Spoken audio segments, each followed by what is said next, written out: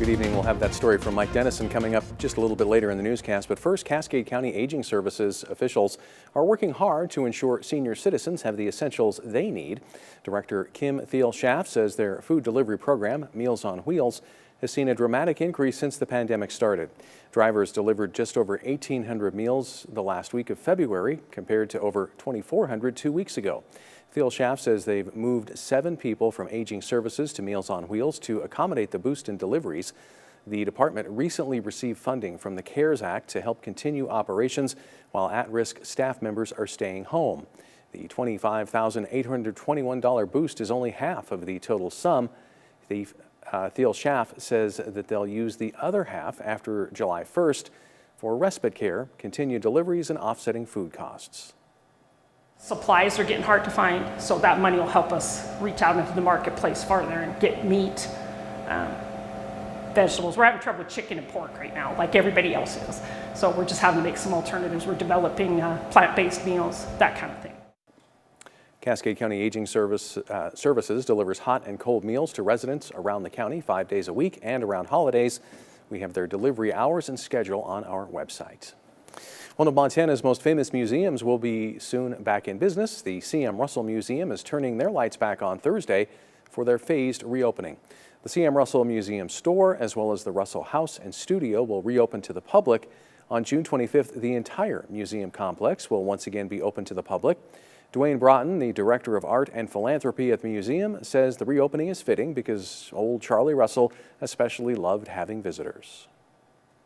Well, nobody liked having visitors more than old Charlie Russell, and right along that vein, we're so eager to welcome people back here to celebrate the artist, the man, and the West. So. As part of the reopening, parties larger than 10 will be required to enter the museum in a staggered format. Guided tours have been suspended through September. Sanitizing stations will be available throughout the museum, and staff will be wearing masks. We have more information on the museum's reopening on our website. In court news, the man who pleaded guilty to negligent homicide in a 2018 shooting death of a Helena doctor could be considered for conditional release this summer. According to a release from the Missoula Assessment Sanctions Center, Department of Corrections staff has completed assessments on Greg Trude. Based on that, they recommended he be considered for conditional release with supervision from probation and parole. This recommendation is not the final determination. Trude is set for a hearing before the State Board of Pardons and Parole next month. Trude pleaded guilty last year in connection with the death of Dr. Eugene Buzz Walton. The two men were returning from a hunting trip. Walton was pulling his rifle out of Trude's truck when Trude's rifle went off. A Helena judge sentenced Trude to 20 years in prison with all but 3.5 years suspended. Earlier this year, Trude and prosecutors reached an agreement giving him the ability to seek parole or a review of his sentence in exchange for dropping a challenge against the judge and paying restitution to Walton's wife. Well, today was a warmer day in the Treasure State, and our Storm Tracker weather team is here to tell us more. Grant Garland joins us now. Grant, that mercury is rising. It is, and it's going to continue to do so as we head into Friday, when we're going to be looking at temperatures around 90 degrees. But today we did see the average for this time of year, which was exciting for me anyways, 72 degrees. The average is around 71. The record set back in 1918 when it was 96 degrees. Now check this out though. The low this morning was 45, and that's right around average, so that's good news. The record set back in 1999 when it was 31 degrees. Also the year that Star Wars Episode 1, The Phantom Menace, came on and Darth Maul got cut in half. High temperatures, we are looking at 72 altogether though in places like around Great Falls, 73 in Helena, 74 in Havre, a little bit warmer out in Glasgow at 75. You head on down to Butte though, 68. And taking a look outside, take a look at these scenes, just beautiful, especially in Helena, 73 degrees, as well as down in Fort Benton. And nice blue skies in Lewistown at 65. And seeing 72-degree temperatures up in Havre, as well as 75 in Glasgow. Now, coming up, we're going to be talking about this continuing trend of warming up, as well as what we can expect in terms of rain this weekend. But for now, back to you, Tim. All right, thanks, Grant. Well, summer vacation is officially here for most Montana kids, and despite COVID-19, a popular summer nutrition program is back as well. We'll have details coming up next. Powered by the Montana Television Network. The 5:30 news continues on Montana's news leader. Welcome back. When Congress approved a massive coronavirus stimulus bill in late March, it included $1.25 billion for Montana for coronavirus-related expenses and impacts. Now, 2.5 months later, only 2% of that money has gone out the door. MTN's Mike Dennison tells us what the Bullock administration has been doing or not doing to allocate this money.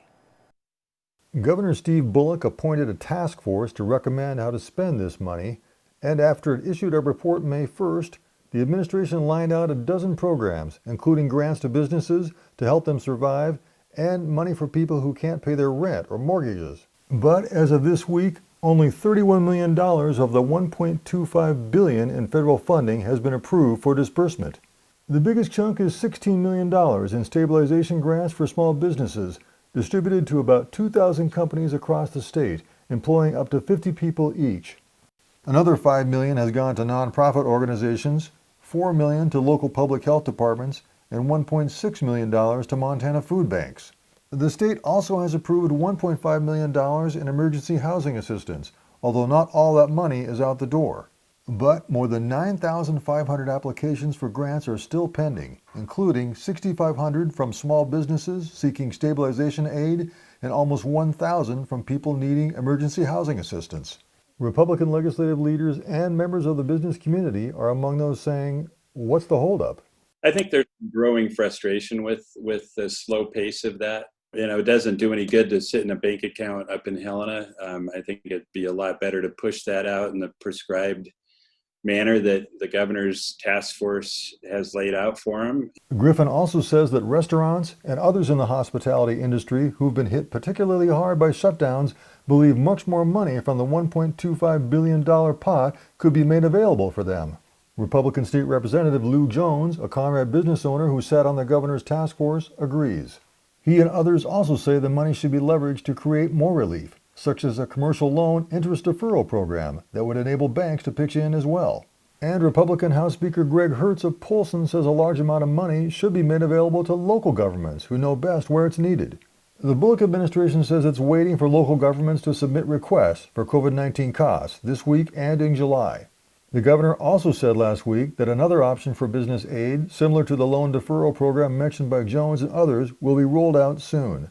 As for the pace of the distribution of funds, the administration says it wants to be a careful steward of public money and make sure those who are getting it are eligible. Many businesses, however, say the clock is ticking on their financial future. At the Capitol, Mike Dennison, MTN News. And so far, the Bullock administration also has allotted only $170 million of the total funds for specific aid programs. Well, because of COVID-19, more families than ever qualified for free or reduced lunches this year. Although today is the last day of school for many public schools across the state, there will continue to be food options for kids throughout the summer. MTN's Andy Curtis has more. For decades, the USDA's Summer Food Service program has provided meals to school-age children across the nation, with thousands of Montana families taking advantage of the program every year. I think it's beneficial, especially to those in the community that maybe have a hard time, providing lunch, providing meals, depend upon the school system to do that. I think that's great. Rain or shine, the Summer Food Service program is open to every school-age child. There is no income requirement or proof of address. That means it doesn't matter if it's a family in their hometown or visiting Helena. If a food site is open, the child can get a meal. When COVID-19 forced the closure of school, the program activated months earlier than usual to help make sure kids were fed. Across the board, across the state, we've definitely seen an increase in need in the program, and just talking with local schools and local organizations, they see a need in their community for the program too. Food providers across the state adapted to meet the needs of their community. And unlike previous years, the meal program is providing both a breakfast and a lunch for kids every day of the week. This program is for anybody. It doesn't matter if you're making $100,000 a year or you're making $5,000 a year. This is a program meant for the kids. That's all we care about, serving kids. And right now, this is a situation where it's so unique that everybody could use a program like this. There are more than 400 locations across Montana that offer summer meals for kids. Just text FOOD to 877-877 and you'll get the information about the summer food sites that are nearby. Reporting in Helena, MTN News team of Andy Curtis and John Riley. And in Helena, meals can be picked up Monday, Wednesday, and Friday. Each pickup will provide multiple days of meals for the child. The locations: CVS on North Montana Avenue from 11 a.m. to 1 p.m., Jim Darcy Elementary from 10:15 to 11:30 a.m., and the Dollar Tree on Cedar Street from 10 a.m. to 11:15 a.m. Well, we'll be looking at cooler weather moving in next week. What about the next couple of days? Well, find out right after this break.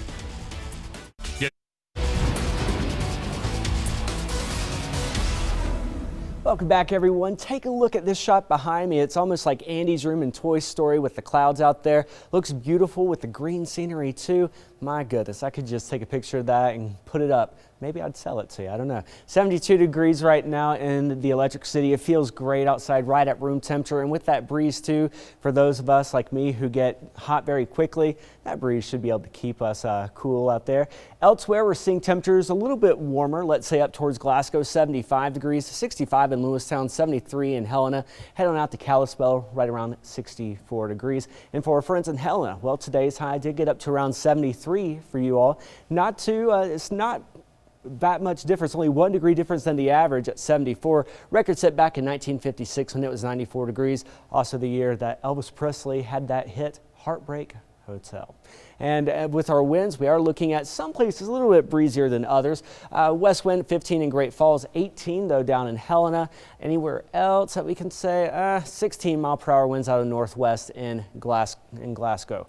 Over the last 3 hours, we have been looking at clouds rolling through the area, and but not creating any problems. So that's the good news there. We have been looking at in between partly sunny skies to mostly sunny skies for us all. And the reason why is because of this high pressure situated over Idaho that is really allowing, it's a dome that kind of suppresses any rising air motion, but that will be changing here in a while. Also, I want us to go ahead and take notice of this cold front. This is our next weather maker, and it will be making its way into our neck of the woods by around Saturday. So here we go. As we head throughout the early to late evening hours, we're going to look at the high pressure continuing to move in here. Clouds really start to dissipate, break apart, and it starts to then make its way down towards Wyoming right around 6 in the morning. As that happens, we do see clouds on the rise as well as a couple of showers. So tomorrow, especially later on, I think that we're going to see these around between 6 at night to around 3 in the morning tomorrow into Friday. That's when we could be looking at a slight chance of showers. The cold front, though, Friday 6:30 in the morning, showers going to be kicking up along this as the cold front speeds off towards us, and that will be bringing us another couple of showers on Saturday as well as Sunday. And as far as our winds are concerned, we really aren't seeing a problem here for the next couple of hours, maybe even the next 36 hours. We are looking at 10 to 20 mile per hour winds, really all in all 10 to 20 in Great Falls as well as Lewistown. By Friday in the morning, 5 to 10 miles an hour for a lot of folks, so that's the good news there. Now with our temperatures, it's going to be hot on Friday, 90 degrees, so heads up, have that air conditioning unit strapped to your back, whatever you got to do to stay cool. You will not find me outside if I can help it. 85 degrees on Saturday. And also want to go ahead and show over the next 6 to 10 days, we are expecting a cool down, so enjoy the warmer weather if you are like that, because we're going to have some colder weather being brought in. Also, we're going to have a chance for maybe a little bit better chance to have some precipitation, which will be good news for the farmers. As we head through the rest of the work week, 90 degrees on Friday. Saturday, partly sunny skies, windy at times with a slight chance of showers and thunderstorms. Scattered, though, on Sunday. We're going to also start our week off with cooler temperatures with the chance of showers and thunderstorms. And then for our friends in Helena, too, make sure that you have that umbrella with you as we head into the weekend. We're going to go ahead and send it now to Tom. With the Pioneer League season in jeopardy, we take a look back at the history of America's pastime in the state of Montana coming up later. Powered by the Montana Television Network. The 5:30 news continues on Montana's news leader. Welcome back. The minor league baseball season hasn't officially been canceled yet, but teams are starting to acknowledge that there likely won't be pro baseball in Montana for the first time since World War II. MTN's Tom Wiley looks back on the history of baseball in the Treasure State. Now, many Montanans might know the names Dave McNally, Rob Johnson, or Steamboat Williams, but they might not know that the first Montana native to ever reach the major leagues wasn't even a player, he was a mascot. Brownie Burke, a bellhop at a hotel in Mammoth Hot Springs had been discovered by the owner of the Cincinnati Reds. And back in the day, mascots were little people. He ended up meeting presidents. He would deliver messages to players when they were cut. Jeremy Watterson and Skylar Browning are the co-authors of Montana Baseball History, a 2015 book detailing the past century plus of America's pastime in the Treasure State. The joke at the beginning, when we told people we were doing a book on Montana baseball, was that there must not much, it's going to be a short book. But then we found more and more and more stuff. And even after the books come out, we continue to find stuff. And through their research, they learned that Lewis and Clark played a similar game called Prisoner's Base while they were making their journey west. Well, it may have been a stick and ball game, but we know that the Corps Discovery played it. And that the first professional baseball league in Montana dates back to 1892. A plumber and an implement dealer wrote a letter to something like a dozen or more towns in Montana, asking them if they wanted to start a baseball league. And Bozeman, Helena, Butte, Phillipsburg, Missoula, and Great Falls got on board. There are countless anecdotes from the barnstorming early years to the Hall of Famers that came through the Pioneer League. And with the future of low-level minor league ball in doubt pending an agreement with Major League Baseball, Montana is in jeopardy of losing part of its sports history. I think we lose a generation of fans, myself, People recognize when they're at an Osprey or a Voyagers game or what have you, that they are seeing like professional athletes. And for Montana, there's no other option for that. That's just the tip of the iceberg for the history of baseball in Montana. You can learn more by picking up Watterson and Browning's book, Montana Baseball History, or visiting the Montana Baseball History Facebook page where the conversation continues. Reporting from home, Tom Wiley, MTN News. And in total, 23 Montana-born players have made it to the major leagues. Many CrossFit gyms around the country, including Great Falls, are looking to end their affiliations with the CrossFit after the brand's CEO sent some controversial tweets over the weekend. CrossFit founder and CEO Greg Glassman sent out multiple tweets on Sunday responding to the Institute of Health Metrics and Evaluation. The institute called racism a public health issue, and Glassman's responses made light of the death of George Floyd and the ongoing Black Lives Matter protests. Big Sky CrossFit in Great Falls posted on Facebook that the gym would be ending its affiliation with the brand. Owner Ryan Smith had considered it for some time, even before the tweets, and he said they don't fit with the inclusive nature of the CrossFit community. And it was pretty easy at that point to say, well, we don't want to be a part of that. We won't, that's not who we're about. We don't want to share that with others or have others basically have to be a part of that too. So we wanted to step away from that at that point in time. We're village in that sense, something happens to one person, it's kind of happened to everybody. So, you don't want to be the person that's determining what everybody else has to feel on the situation. Glassman resigned from his position as CEO of CrossFit on Tuesday. We'll be back with one final check of weather right after this. Well, as we go throughout the rest of this week, 80 degrees tomorrow, 90 on Friday with showers and thunderstorms possible starting really on Sunday for us here in the Electric City, but starting a little bit earlier for those down in the capital. Looking at Saturday, having a good chance for showers and thunderstorms, but just a hot next couple of days. All right, well, real quickly, we wanted to remind you the Montana VA healthcare system is inviting veterans to bring their questions to a teletown hall event tonight. That event actually started at 5:30, goes till 6:30. Veterans can still participate by calling 866-478-3358. VA leaders say they're holding the event as an alternative way to engage with veterans they serve. They'll begin by talking about the precautions they've taken to protect health during the COVID-19 emergency. But they say the most important part will be hearing directly from veterans about their experiences with the healthcare system. I want to hear from them, from maybe the worst case scenarios all the way up to the best case scenarios. I want to hear from every veteran that may be having some barriers, because our goal is to remove those barriers at all costs. And leaders say veterans can call in at any time during the hour-long event, but they recommend joining early to hear the full presentation. Again, that number 866-478-3358. And finally, you could call it art imitating life. A museum in the UK is re-imaging some of its classic artworks to reflect the global pandemic. The Fitzwilliam Museum created these greeting cards out of their paintings and added face masks to the subjects. You can see they were pretty careful to add in masks that reflect the style and the time of the museum. The museum came up with the idea as a fundraiser to make up for lost revenue during the pandemic. So making lemons out of lemonade. Yeah, that's lemonade out of lemons. There you go. That's something you can share with the kids 20 years down the road. Yeah, in my day. Yeah, when you're sitting around with a grand group. That's all the time we have. We hope you'll join us again tonight at 10.